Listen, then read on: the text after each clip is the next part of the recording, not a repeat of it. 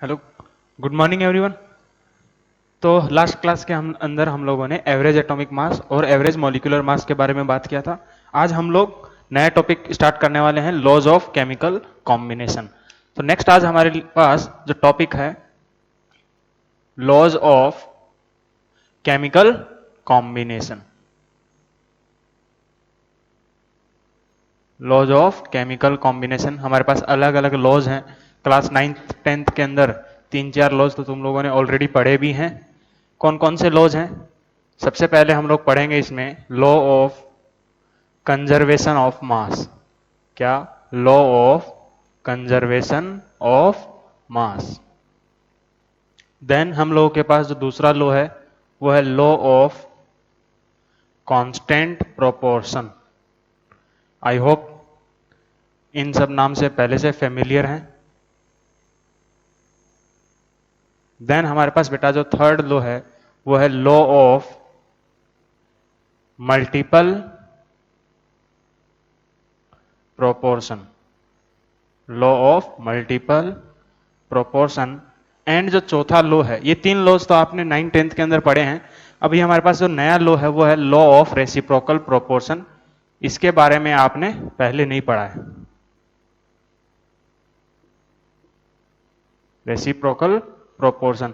एक और लॉ आता है, वो हम लोग इसके अंदर कंसीडर नहीं करेंगे, लॉ ऑफ या फिर गेल-लुसेक्स लॉ। ठीक है, उसको हम सबसे लास्ट में पढ़ेंगे। लॉ ऑफ जो कांस्टेंट प्रोपोर्शन है, इसको एक और नाम से जानते हैं, क्या? Law of definite proportion. Law of definite proportion, इस नाम से भी जाना जाता है ये।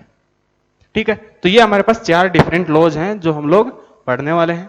तो स्टार्ट करते हैं पहले लॉ के साथ। तो देखो, सबसे पहले हमारे पास अब जो लॉ आता है, एक एक करके सबको पढ़ते हैं। पहला लॉ है हमारे पास law of conservation. Law of conservation of mass. क्या होता है law of conservation of mass? नाम से पता चल रहा है, कंजर्वेशन ऑफ मास मतलब कंजर्व रहेगी कोई चीज, जितनी है उतनी की उतनी रहेगी। तो क्या होता है लॉ ऑफ कंजर्वेशन ऑफ मास? कि किसी भी फिजिकल या फिर केमिकल चेंज के अंदर जो मास है, क्या? जो मास है, ना तो हम उसको जनरेट कर सकते हैं, that is mass can neither be created nor be destroyed. मतलब जितना मास है उतना का उतना ही मास रहेगा, ना तो हम एक्स्ट्रा मास जनरेट कर सकते हैं, ना ही हम उसको डिस्ट्रॉय कर सकते हैं किसी भी केमिकल या फिजिकल चेंज के अंदर। समझ में आएगी नहीं? तो ये है हमारे पास law of conservation of mass. इसके ऊपर हालांकि आज तक कभी क्वेश्चन पूछा नहीं गया है। तो सबसे पहले इसका जो स्टेटमेंट है वो लिख लो। क्या है? कि ड्यूरिंग या फिर in any chemical change, in any physical या फिर chemical change, in any physical और chemical change, mass can neither be created, mass can neither be created, मास को ना तो हम क्रिएट कर सकते हैं नॉर बी डिस्ट्रॉयड, ना तो हम और ना तो क्रिएट कर सकते हैं ना उसको हम डिस्ट्रॉय कर सकते हैं। ठीक है, ये सिंपल सा स्टेटमेंट है। इसका मतलब क्या है? That is mass is conserved. जितना मास रहेगा, तुम्हारे पास जितना मास है उतना का उतना रहेगा, मास तुम्हारा कंजर्व रहेगा। That is mass is conserved. ठीक है, ये हमारे पास है लॉ ऑफ कंजर्वेशन ऑफ मास। हालांकि बेटा ये जो लॉ है वो तुम्हारे जो न्यूक्लियर रिएक्शंस होती हैं, केमिकल रिएक्शंस के अंदर, तुम्हारे फिजिकल प्रोसेस में ये law of conservation of mass applicable है।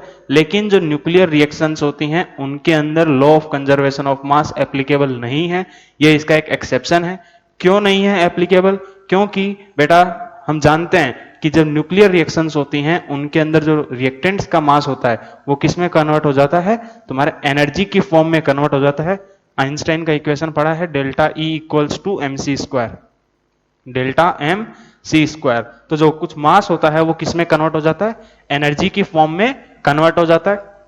तो ये भी लिख लो, not applicable, not applicable in case of nuclear reactions, क्यों? बिकॉज सम मास, कहीं कुछ मास जो होता है वो किस में कन्वर्ट हो जाता है? एनर्जी की फॉर्म में कन्वर्ट हो जाता है। सम मास गेट कन्वर्टेड इनटू एनर्जी। वो किस में कन्वर्ट हो जाता है? एनर्जी के अंदर कन्वर्ट हो जाता है। समझ में आया कि नहीं? तो ये हमारे पास था पहला लॉ ऑफ कंजर्वेशन ऑफ मास। तो अब देखो,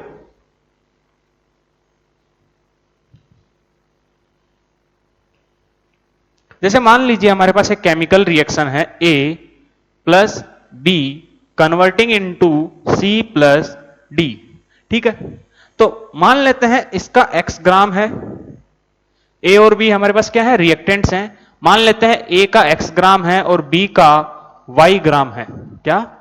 इनिशियली हमारे पास एक केमिकल रिएक्शन है, A और B आपस में रिएक्ट करके C और D का फॉर्मेशन कर रहे हैं, जिसमें हमने देखा कि A का जो इनिशियल मास है वो है X ग्राम, B का जो इनिशियल मास है वो है Y ग्राम। तो इनिशियल मास ऑफ रिएक्टेंट, अगर हम बात करें, क्या? इनिशियल मास ऑफ रिएक्टेंट्स वो कितना है बेटा? सारे रिएक्टेंट्स के मास का समेशन, मतलब mass of A plus mass of B, मतलब X प्लस Y ग्राम, बराबर है कि नहीं? मान लेते हैं ये दोनों रिएक्टेंट्स पूरे के पूरे खत्म हो गए और इसका मास बना, मान लेते हैं W ग्राम, C का मास बना और Z ग्राम बना किसका? D का मास। W ग्राम और जो Z ग्राम है वो क्या है? Mass of C and D formed, जो प्रोडक्ट्स हैं उनका कितना मास बना, ये है तुम्हारा W और Z, ठीक है? तो मास ऑफ प्रोडक्ट्स, जो प्रोडक्ट्स हैं उनका मास कितना होगा? W प्लस Z ग्राम, बराबर है कि नहीं? Then according to law of conservation of mass, अगर law of conservation of mass follow हो रहा है तो law of conservation of mass क्या बोलता है? According to law of conservation of mass, LOCM, क्या? कि इनिशियल मास ऑफ रिएक्टेंट्स वो किसके बराबर होना चाहिए? इनिशियल मास ऑफ रिएक्टेंट्स वो किसके बराबर होना चाहिए? तुम्हारा final mass of products, final mass of products. समझे कि नहीं? लॉ, तभी तुम्हारे पास conservation, law of conservation of mass applicable होगा। जितना इनिशियल मास है वो किसका मास है? रिएक्टेंट्स का मास, उनका जो समेशन है वो किसके बराबर आना चाहिए? प्रोडक्ट्स के मास के समेशन के बराबर। तो इनिशियली जो रिएक्टेंट्स का मास है वो कितना है कि X प्लस Y ग्राम, वो किसके बराबर होना चाहिए? W plus Z। तो ये है लॉ ऑफ कंजर्वेशन ऑफ मास। ये कब है? जब तुम्हारे सारे के सारे रिएक्टेंट्स, जितना भी हमने रिएक्टेंट्स लिए वो सारे के सारे रिएक्टेंट्स किस में कन्वर्ट हो गए? प्रोडक्ट्स के अंदर। ये कब है? व्हेन ऑल रिएक्टेंट्स, ये कब एप्लीकेबल होगा? When all reactants are converted, when all reactants are converted into their products. जितने भी रिएक्टेंट्स थे वो सारे के सारे किस में कन्वर्ट हो गए? प्रोडक्ट्स के अंदर। तब तुम्हारा initial mass of reactants equals to final mass of products applicable होगा। मान लो इन केस अगर रिएक्टेंट्स का कुछ मास बच जाता है जो अनरिएक्टेड है, तब तुम्हारा law of conservation of mass applicable कैसे होगा? देखना,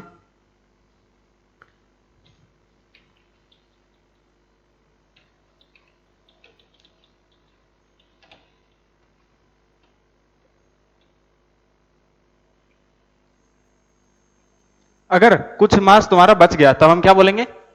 initial mass of reactants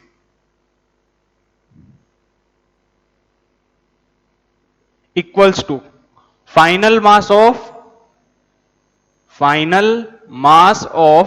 products, products का जो फाइनल मास है, प्लस जो तुम्हारे पास रिएक्टेंट्स का मास अनरिएक्टेड रह गया।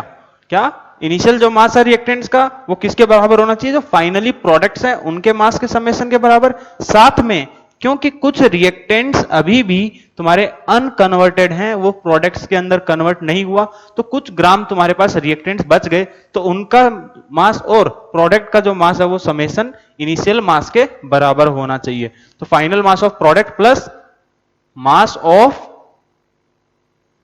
Reactants, mass of reactants unreacted.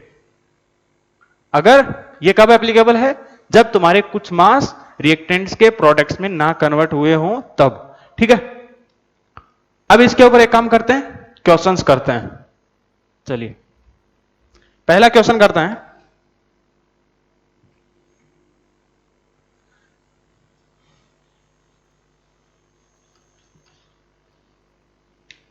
पहला क्वेश्चन क्या है कि 1.7 ग्राम, फर्स्ट क्वेश्चन है 1.7 gram silver nitrate, 1.7 gram silver nitrate is dissolved with 0.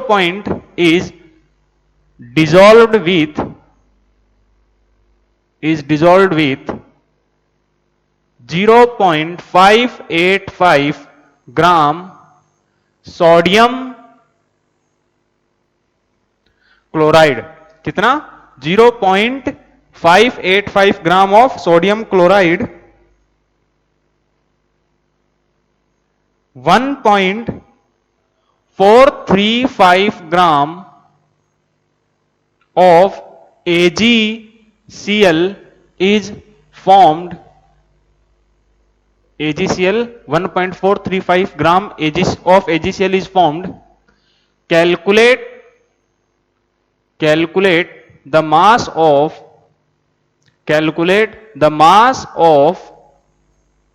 sodium nitrate formed if law of conservation of mass is applicable। अगर law of conservation of mass applicable है, is applicable. Solve करो अपने से। Question क्या है कि 1.7 gram silver nitrate, silver nitrate का formula जानते हो? सिल्वर किसके लिए हम लोग यूज करते हैं? एजी का सिंबल, सिल्वर का जो सिंबल होता है एजी, सिल्वर नाइट्रेट है तो AgNO3 is the formula of silver nitrate. Sodium chloride है तो बेटा सोडियम क्लोराइड का जो फॉर्मूला होता है, केमिकल फॉर्मूला, वो क्या होता है? NaCl। ठीक है, तो देखो क्वेश्चन क्या है कि AgNO3 इसको हमने डिसॉल्व किया सिल्वर क्लोराइड के, सॉरी सोडियम क्लोराइड में, NaCl के अंदर। इसका इनिशियल मास दिया है AgNO3 का 1.7 ग्राम और सोडियम क्लोराइड का मास दिया है 0.585 ग्राम। और उससे क्या बनेगा? देखो सॉल्ट बनेगा NaNO3 और AgCl। तुम्हारे पास double displacement reaction class 10th में पढ़ा होगा, Ag को Cl के साथ और Na को NO3 के साथ। तो क्या बना? AgCl बना, साथ में NaNO3 बराबर है। और क्वेश्चन में इंफॉर्मेशन और आगे क्या दिया है कि 1.435 ग्राम AgCl इज फॉर्म्ड, और तुम्हारा NaNO3 का कितना मास बना ये निकालना है। तो क्या बोलते, और आगे क्वेश्चन में लिखा है कि law of conservation of mass is applicable.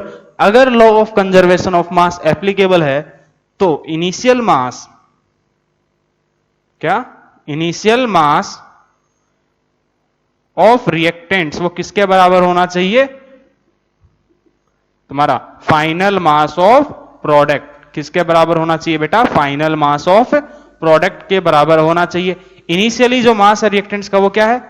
तुम्हारे पास AgNO3 का मास 1.7 ग्राम प्लस तुम्हारे पास रिएक्टेंट और कौन है? NaCl, तो 0.585 ग्राम लिखने की जरूरत नहीं है, समझदार हो अपने आप लिख जाओगे।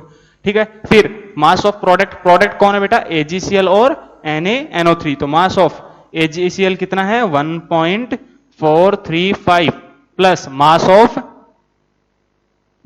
Of NaNO3।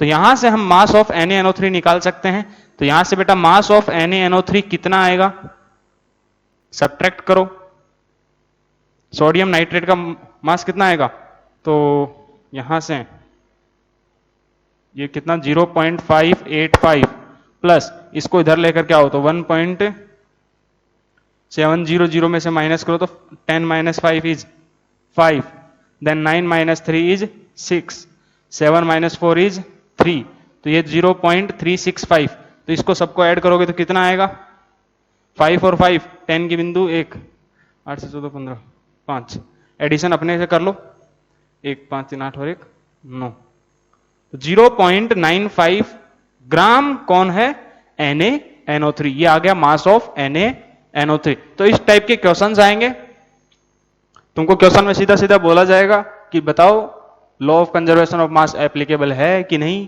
क्वेश्चंस में डायरेक्टली दिखा जाएगा। हो सकता है NaNO3 का मास मैं तुमको क्वेश्चन में दे देता और फिर पूछता बताओ law of conservation of mass applicable है या नहीं, तब उस केस में तुम लोग क्या करते, सिंपल रिएक्टेंट्स का मास और प्रोडक्ट का मास उन सबको ऐड करके देखो बराबर है या नहीं है, अगर बराबर आ गया इसका मतलब ये एप्लीकेबल है, अगर नहीं आया इसका मतलब एप्लीकेबल नहीं है। ठीक है, चलिए एक काम करते हैं, अगला एक और क्वेश्चन कर लेते हैं।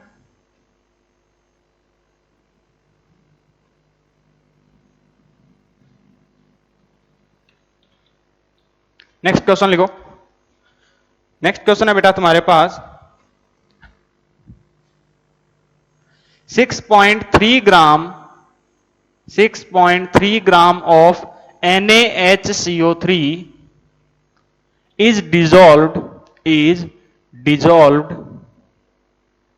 in 15 gram of CH3COOH। CH3COOH को क्या बोलते हैं, एसिटिक एसिड, और NaHCO3 को क्या बोलते हैं, सोडियम बाइकार्बोनेट। ठीक है, 6.3 gram of NaHCO3 is dissolved in 15 gram of CH3COOH। आगे लिखा है क्वेश्चन में कि 18 gram of residue is obtained, 18 gram of residue is obtained, calculate the mass of CO2 formed। CO2 का कितना मास बना ये कैलकुलेट करना है, मान के चलना है कि law of conservation of mass applicable है। एक काम करो, सॉल्व करो, 2 मिनट का टाइम लो। देखो रिएक्शंस कुछ किस हिसाब से हो रही है, NaHCO3 है, सोडियम बाइकार्बोनेट को हमने डिसॉल्व किया है किसके साथ, एसिटिक एसिड के साथ, तो क्या बनेगा तुम्हारे पास, सॉल्ट बनेगा, CH3COO Na, साथ में वाटर और तुम्हारा CO2। तो बेसिकली जो तुम्हारे पास देखो इसका मास दिया है, CH3COOH का मास दिया है, रेसिड्यू जो है वो कौन है, CH3COONA और H2O, ये तुम्हारे पास मास ऑफ रेसिड्यू और CO2 का मास पूछा है। अब एक काम करो, अपने से सोल्व करो।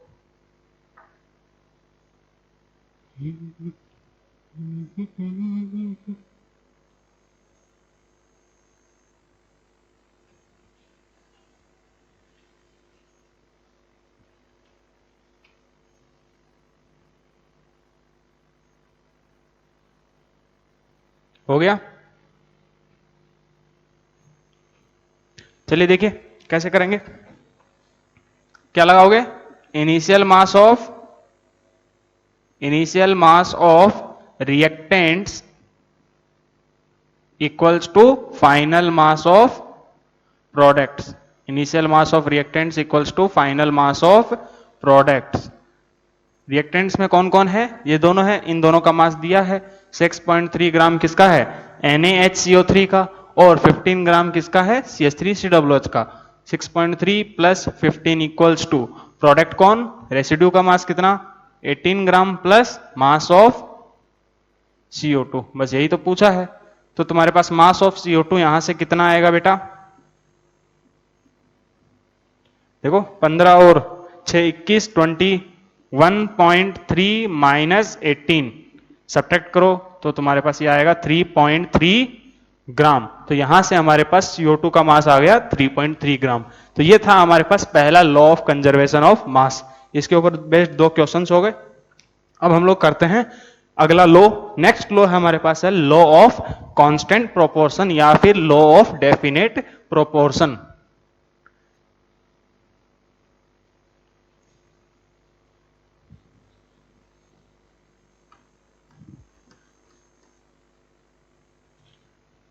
तो सेकंड लॉ है हमारे पास, वो है बेटा लॉ ऑफ कांस्टेंट प्रोपोर्शन या फिर लॉ ऑफ डेफिनेट प्रोपोर्शन। किसने दिया था उन सब चीजों से हमको कोई मतलब नहीं है, जिसने भी दिया दे करके चले गए, ठीक है। तो उनसे वो सब चीजें एग्जाम में नहीं पूछे जाने वाली है। क्या है लॉ ऑफ कांस्टेंट प्रोपोर्शन? चलिए देखना। जैसे देखिए बेटा, तुम्हारे पास कार्बन डाइऑक्साइड है CO2, क्या CO2 है। अब इस CO2 को हम कैसे कैसे बना सकते हैं समझने की कोशिश करना। एक हमारे पास होता है कैल्शियम कार्बोनेट। अगर हम कैल्शियम कार्बोनेट को हीट करें तो क्या बनेगा? कैल्शियम का ऑक्साइड प्लस CO2 बनेगा, हाँ है ना। कैल्शियम कार्बोनेट को अगर हम हीट करेंगे तो क्या बनेगा? Calcium oxide plus CO2। यहां पर हमको कार्बन डाइऑक्साइड गैस रिलीज हो रहा है। ऐसे ही कार्बन डाइऑक्साइड को मैं और कैसे प्रिपेयर कर सकता हूं बेटा? जैसे देखो अभी मैंने थोड़ी देर पहले लिखा था, अभी ये जो पहला रिएक्शन है कि NaHCO3 है। तो जब NaHCO3 जो सोडियम बाइकार्बोनेट, जितने भी कार्बोनेट्स होते हैं उन सबको जब हम हीट करते हैं, क्या उन सबको जो हीट करते हैं तो क्या बनता है? उनके कार्बोनेट Na2CO3 बनेगा, साथ में वाटर बनेगा, साथ में CO2 बनेगा, बराबर है। एक काम करते हैं और हम कैसे रिएक्शन करवा सकते हैं कि कार्बन प्लस O2 को, जो कोल होता है कार्बन प्लस O2 का रिएक्शन अगर हम करवाएं तो भी CO2 बन सकता है, बराबर है कि नहीं। तो CO2 को बनाने के अलग अलग तरीके हैं, है कि नहीं। अब देखना लॉ ऑफ कांस्टेंट प्रोपोर्शन क्या है। क्या बोलता है लॉ ऑफ कांस्टेंट प्रोपोर्शन? तुम किसी भी कंपाउंड को जिस मर्जी से तुम बना लो, उसको बनाने का तरीका चाहे कोई भी हो। जैसे देखो हमने यहां पे कार्बन डाइऑक्साइड के लिए 3 अलग अलग मेथड्स देखे, तो अब तीनों मेथड्स में कार्बन डाइऑक्साइड ही बन रहा है। अब तीनों मेथड्स में अगर हम देखें, एक मोल अगर कार्बन डाइऑक्साइड के लिए, एक CO2 मोल CO2 के लिए, तो उसमें जो कार्बन का मास है वो कितना है? ये तुम्हारे पास कैसे बना होगा? 12 ग्राम कार्बन से और 32 ग्राम ऑक्सीजन से, बराबर है कि नहीं। एक मोल जो यहां पर CO2 है उसमें जो कार्बन और ऑक्सीजन का जो रेशियो है, क्या कार्बन और जो ऑक्सीजन है उनका जो रेशियो है वो कितना है?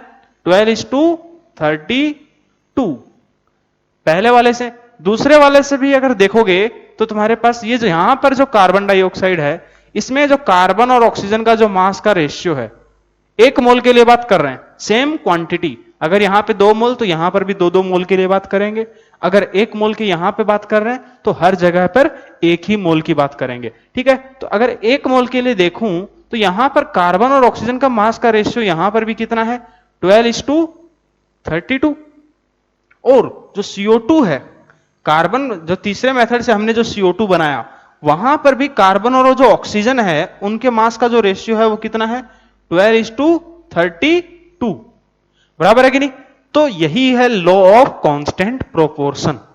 तो क्या बोलता है लॉ ऑफ कांस्टेंट प्रोपोर्शन? कि तुम्हारे पास किसी कंपाउंड के अंदर जो तुम्हारे एलिमेंट्स हैं, क्या ऐसे ये कंपाउंड है, उस कंपाउंड के अंदर ये जो एलिमेंट्स हैं उनका जो मास का जो रेशियो होता है, उनका जो मास का जो प्रोपोर्शन होता है वो हमेशा क्या होता है? कांस्टेंट होता है, चाहे तुम उसको किसी भी मेथड से प्रिपेयर करो। यही है लॉ ऑफ कांस्टेंट प्रोपोर्शन। बहुत इसका जो लैंग्वेज है वो काफी टिपिकल लैंग्वेज है, आसान लैंग्वेज में समझने की कोशिश करना। एक बार फिर से बता रहा हूं, क्योंकि आगे जो इसके बाद एक और जो लॉ आएगा उसमें और इसमें तुम लोग कंफ्यूज होगे, तो ध्यान से सुनना। क्या है लॉ ऑफ कांस्टेंट प्रोपोर्शन?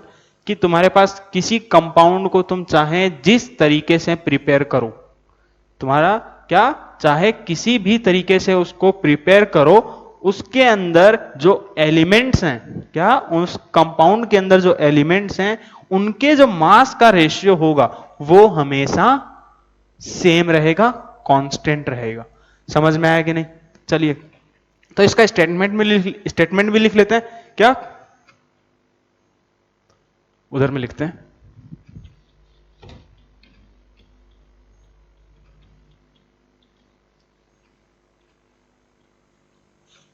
तो जो इसका स्टेटमेंट है वो क्या रहेगा कि ए केमिकल कंपाउंड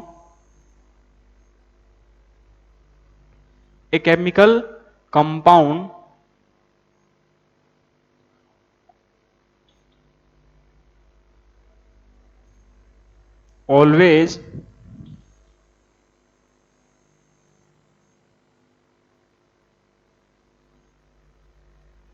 या फिर a chemical compound containing elements या फिर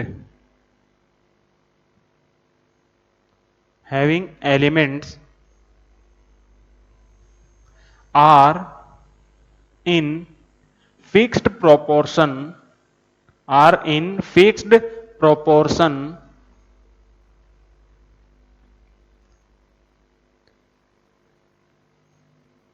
ठीक है। यह है तुम्हारे पास। आगे और लिखना चाहो तो लिख सकते हो कि does not depend on what ever method on या फिर depend bye watt ever method it is prepared. बिल्कुल से सिंपल लैंग्वेज में है, ठीक है। तो ये था लॉ ऑफ कांस्टेंट प्रोपोर्शन। एक और एग्जांपल लेते हैं इसका। जैसे देखिए, इसको नोट करो फटाफट।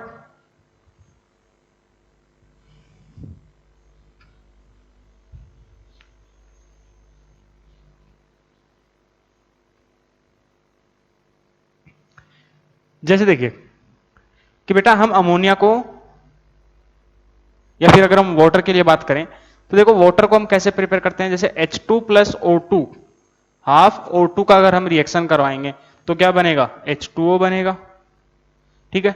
वाटर को हम कैसे कैसे प्रिपेयर करवा सकते हैं, हाइड्रोजन और O2 को हमने रिएक्शन करवाया, H2O बन गया, ठीक है। एक हमने क्या किया कि H2O2 हाइड्रोजन पेरोक्साइड को जैसे मान लो हमने हीट कर दिया, ठीक है, तो क्या बन गया, H2O बना, साथ में O2, हाफ O2।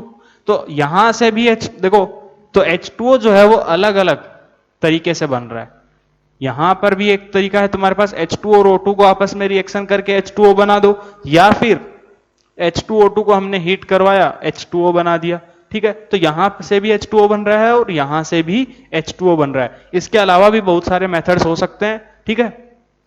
तो समझने की कोशिश करना कि तुम्हारे पास H2O को हम अलग अलग तरीके से प्रिपेयर कर रहे हैं। अब अगर मैं यहां पर 1 मोल H2O को देखूं ध्यान से, तो क्या होगा कि तुम्हारे पास 1 मोल H2O किससे मिल करके बना, 2 ग्राम हाइड्रोजन से और 16 ग्राम ऑक्सीजन से। किससे, 2 ग्राम हाइड्रोजन से और 16 ग्राम ऑक्सीजन से मिल करके बना H2O। मतलब यहां पर जो हाइड्रोजन और जो ऑक्सीजन के जो मास का रेशियो है वो कितना है, 2:16। हाइड्रोजन का मास कितना, 2, और ऑक्सीजन का मास कितना है, 16 ग्राम। अगर मैं यहां इस कंपाउंड के अंदर बात करूं तो यहां पे भी जो 1 मोल H2O है वो किससे मिलकर के बना होगा, 2 ग्राम हाइड्रोजन से। यहां पर भी जो H2O है वो किससे मिलकर के बना, 2 ग्राम हाइड्रोजन से और 16 ग्राम ऑक्सीजन से, ठीक है। मतलब हाइड्रोजन और ऑक्सीजन के जो मास का रेशियो है वो कितना है, 2:16, मतलब 1:8। हाइड्रोजन और ऑक्सीजन के मास का रेशियो कितना, 1:8। और यहां पर भी पहले वाले में भी हाइड्रोजन और ऑक्सीजन के मास का जो रेशियो है वो कितना है, 1:8। तो देखो, चाहे तुम कैसे भी तरीके से कंपाउंड को बनाओ, उसके अंदर जो एलिमेंट्स हैं उनके जो मास का रेशियो है वो कितना है, सेम रहेगा, वो हमेशा सेम रहेगा। यही है लॉ ऑफ कांस्टेंट प्रोपोर्शन, मतलब कांस्टेंट है, उसी से बस ध्यान में रखना, ठीक है। तो ये था हमारे पास अगला लॉ। इसके ऊपर बेस्ड क्वेश्चंस करते हैं। क्वेश्चंस किस टाइप के आएंगे देखना।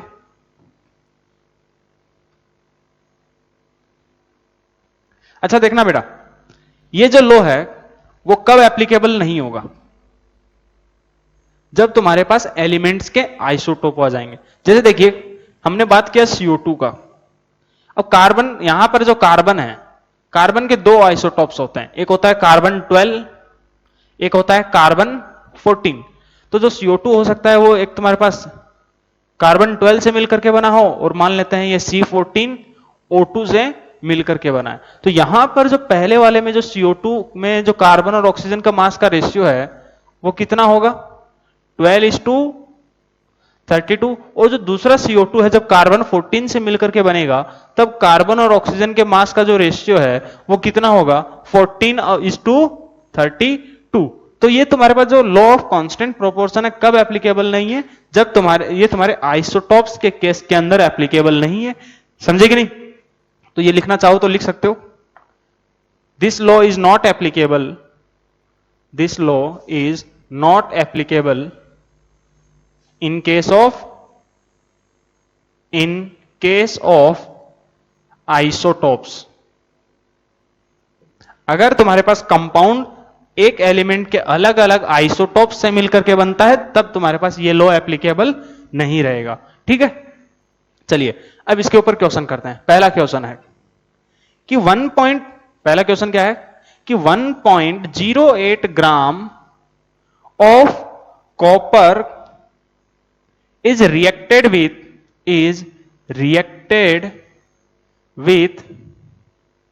nitric acid। क्या? 1.08 gram of copper is reacted with nitric acid. अब ये जो नाइट्रिक एसिड के साथ रिएक्शन करवाया, the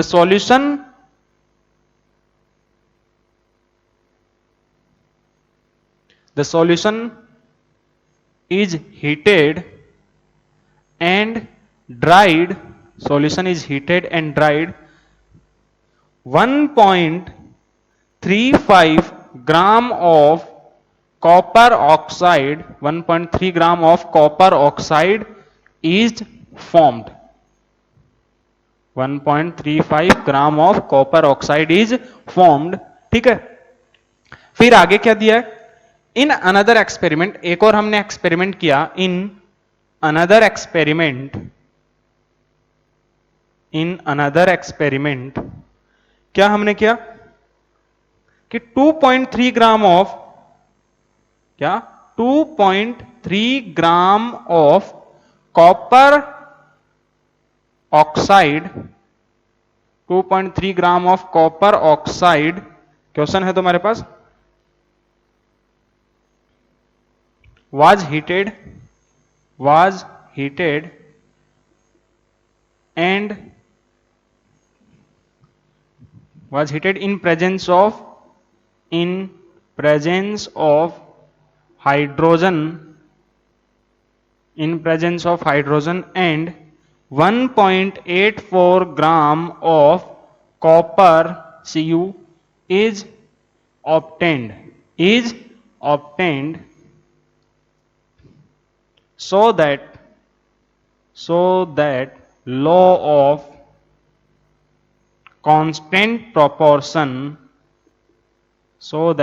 of constant proportion is applicable या फिर फॉलोड। ठीक है, तो ये है तुम्हारे पास क्वेश्चन। एक काम करो, अपने से सॉल्व करने की कोशिश करो। तो क्या किया है इस क्वेश्चन में? क्या है, एक बार क्वेश्चन समझा देता हूं कि जो कॉपर है, हमने दो अलग अलग एक्सपेरिमेंट्स करवाए। क्या? दो अलग अलग एक्सपेरिमेंट्स करवाए। ठीक है, और पहला जो हमने एक्सपेरिमेंट करवाया वो क्या है कि 1.08 ग्राम कॉपर को हमने क्या किया? नाइट्रिक एसिड, फॉर्मूला जानते ही हैं, HNO3 होता है। फॉर्मूला क्या होता है? HNO3। तो 1.08 ग्राम ऑफ कॉपर को हमने रिएक्ट करवाया नाइट्रिक एसिड के साथ। कितना, उससे कोई वो मतलब नहीं है। ठीक है, वो सब नहीं दिया है। फिर उसी सॉल्यूशन को पहले इनके रिएक्शन नाइट्रिक एसिड के साथ करवाया, फिर क्या हुआ, वो जो सॉल्यूशन है उसको हमने हीट किया और लास्ट में हमको क्या मिला? कॉपर का ऑक्साइड, मतलब CuO। कॉपर का क्या मिला? ऑक्साइड मिला, CuO। जो कॉपर का यहां पर ऑक्साइड मिला वो क्या मिला? CuO। ठीक है, कितना ग्राम? 1.35 ग्राम। ओके, फिर दूसरा हमने एक्सपेरिमेंट करवाया, उसमें क्या है, इस बार हम कॉपर ऑक्साइड को हीट कर रहे हैं, 2.3 ग्राम कॉपर ऑक्साइड को हीट कर रहे हैं, किसके साथ? हाइड्रोजन के साथ, और बोल रहा है कि 1.83 ग्राम कॉपर मिला। तो बताओ law of constant proportion applicable है कि नहीं? कैसे सोल्व करोगे? दिमाग लगाओ थोड़ा, अपना अपना दिमाग लगाना, ठीक है? चलिए फटाफट सोल्व करो।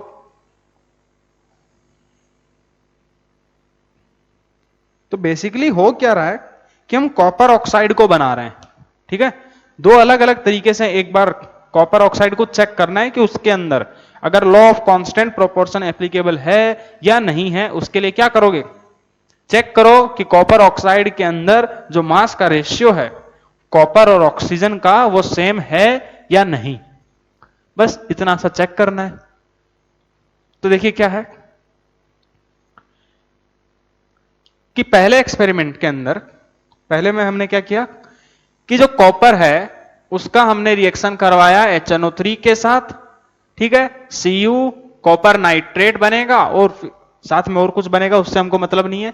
फिर बोला है आगे हमने उसको, क्वेश्चन में क्या है, नाइट्रिक एसिड के साथ रिएक्शन करवाया, उससे पहले कॉपर नाइट्रेट बना। सॉल्यूशन इज हीटेड, सॉल्यूशन को हमने हीट किया एंड इग्नाइटेड। हीट करेंगे तो क्या होगा? कॉपर का ऑक्साइड बनेगा, साथ में NO2 गैस निकल जाएगा, ठीक है? अब उससे हमको मतलब नहीं है। जो कॉपर ऑक्साइड बना वो पहले एक्सपेरिमेंट में कितना दिया है बेटा? कॉपर का मास दिया है 1.08 ग्राम। बोल सकते हैं कि ये तुम्हारे पास एक्सपेरिमेंट क्या है, फर्स्ट एक्सपेरिमेंट हमने किया, उसके अंदर कॉपर का मास कितना? 1.08 ग्राम। और जो कॉपर ऑक्साइड बना है उसका मास कितना है? 1.35 ग्राम, ठीक है? फिर आगे जो क्वेश्चन है वो क्या है कि सेकंड वाला है कि कॉपर ऑक्साइड का हमने रिएक्शन कर, उसको हाइड्रोजन के साथ रिएक्शन करवाया, वो हमको नहीं लिखना, और बोल रहा है कि कॉपर बना, ठीक है? और कितना मास? 2.3 ग्राम CuO कॉपर ऑक्साइड है। कॉपर का कितना मास हमको मिला? 1.84 ग्राम ऑफ Cu, कॉपर इतना मिला। Law of constant proportion applicable है या नहीं? उसके लिए क्या करेंगे कि देखो, चेक करो कि कॉपर ऑक्साइड के अंदर जो कॉपर और ऑक्सीजन के जो मास का रेशियो है, जो परसेंटेज है, एक मोल के लिए चेक करते हैं, ठीक है? बराबर है कि नहीं? तो वो अगर सेम आ गया तो law of constant proportion applicable है। अगर वो सेम नहीं आया तो law of constant proportion applicable नहीं है, ठीक है? तो मैंने थोड़ी देर पहले जो बताया था वो क्या था कि सेम क्वांटिटी के लिए चेक करो, ठीक है? तो देखो अब ये जो CuO है, यहां पर तुम्हारे पास 1.35 ग्राम, देखो 1.35 ग्राम CuO है। इसके अंदर जो ये कॉपर आया होगा वो तो यहीं से आया, जो भी कॉपर आया वो कहां से आया? यहां से आया। तो उसके अंदर कॉपर का मास कितना है?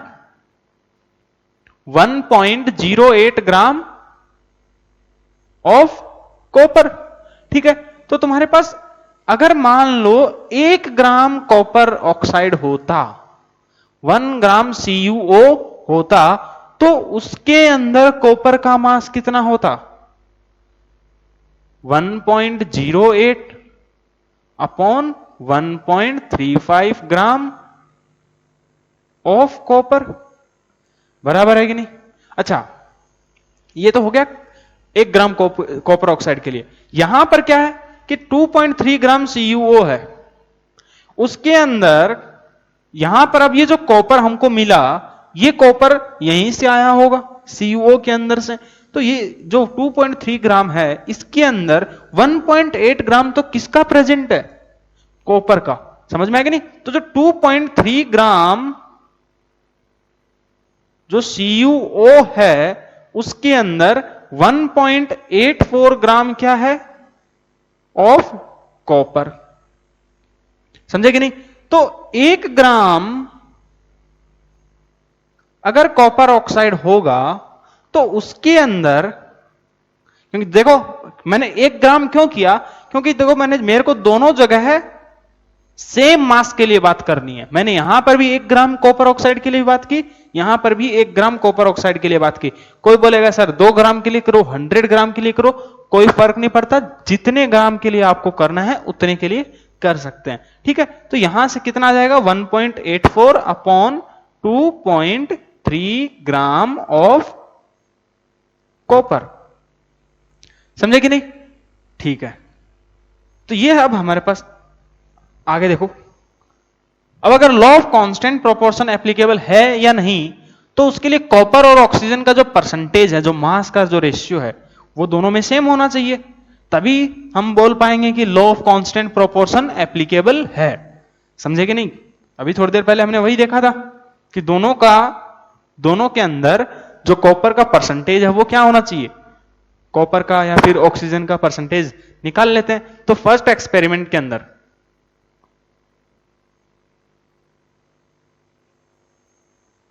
अगर हम परसेंटेज ऑफ कॉपर की बात करें तो वो कितना हो जाएगा? कॉपर का मास हमको पता है 1.08 अपॉन 1.35 इंटू 100 बराबर है। 1 ग्राम के अंदर इतना है। ठीक है, तो इसको थोड़ा सॉल्व करो। ये कितना आएगा बेटा? 2 पॉइंट से 2 पॉइंट उड़ गया, तो ये कितना आ गया 108 अपॉन 135 इंटू 100। तो यहां से देखो डिवाइड हो रहा है क्या? बिल्कुल हो रहा है। कैसे डिवाइड करोगे? देखो 3 से डिवाइड करो तो 3 3 जा 3 4 जा 12, 1 3 5 जा 15, फिर 3 3 जा 9, 3 6 जा 18। तो ये कितना आया 36 अपॉन 45 इंटू 100। तो अभी भी डिवाइड हो रहा है क्या? कैंसिल हो रहा है बिल्कुल 9 से। तो 9 4 जा 36, 9 5 जा 55। तो ये आया 4/5 इंटू 100। देखो 5 यहां से डिवाइड हो रहा है ये, तो ये 20। तो ये कितना आ गया 80%। तो 1 ग्राम कॉपर के अंदर 1 ग्राम CuO के अंदर कॉपर का परसेंटेज कितना है 20%। ठीक है, तो बाकी का जो परसेंटेज होगा 80% अगर कॉपर है तो 20% कौन होगा? ऑक्सीजन। बाकी का कौन होगा? ऑक्सीजन। मतलब कॉपर और ऑक्सीजन का जो रेशियो है वो कितना है 80:20। तुम्हारे पास ये पहले एक्सपेरिमेंट में हमने चेक कर लिया। सेकंड एक्सपेरिमेंट के अंदर देखें, इन सेकंड एक्सपेरिमेंट अगर मैं इसमें देखूं तो वहां पर कॉपर का परसेंटेज कितना है? परसेंटेज ऑफ कॉपर वो कितना है बेटा 1.84 अपॉन 2.3 इंटू 100। थोड़ा सोल्व करो। देखो 1 पॉइंट है, यहां से उड़ेगा तो ये कितना बचेगा 184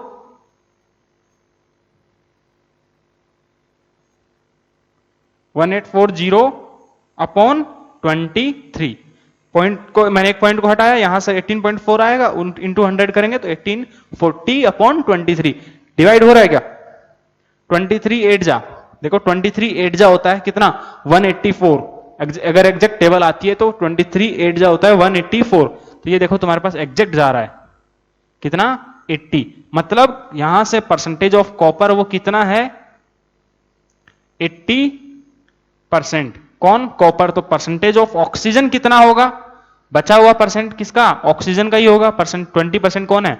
ऑक्सीजन। मतलब जो दूसरे एक्सपेरिमेंट में भी कॉपर ऑक्साइड के अंदर 1 ग्राम कॉपर ऑक्साइड के अंदर कॉपर और ऑक्सीजन का जो परसेंटेज का रेशियो है वो कितना है 80:20। मतलब यहां पर 4:1, यहां पर भी क्या है 4:1। दोनों जगह सेम है। इसका मतलब देखो दोनों जगह पे सेम आया, इसका मतलब क्या है law of constant, hence proved